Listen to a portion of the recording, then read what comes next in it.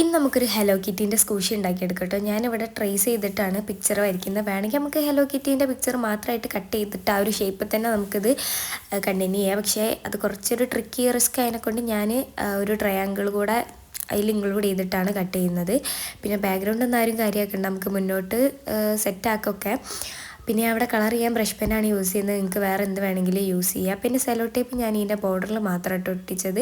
നിങ്ങൾക്ക് വേണമെങ്കിൽ അതിൻ്റെ കംപ്ലീറ്റ് ആയിട്ട് ഒട്ടിക്കുക. അപ്പോൾ നമ്മൾ പഞ്ഞ് ഫില്ല് ചെയ്തതിന് ശേഷം ഇങ്ങനെ നെക്കുന്ന ടൈമിന് കുറച്ചുകൂടെ സൗണ്ട് ഉണ്ടാവും.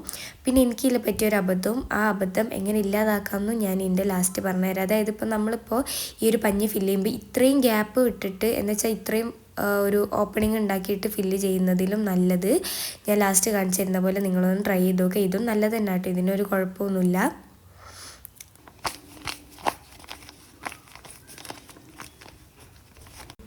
ഇത് ഇത്രയും പോർഷൻ സെലോ ടേപ്പ് ഒട്ടിച്ചിട്ട് ബാക്കിയുള്ള ഗ്യാപ്പിൽ പഞ്ഞ് ഫില്ല് ചെയ്യുക.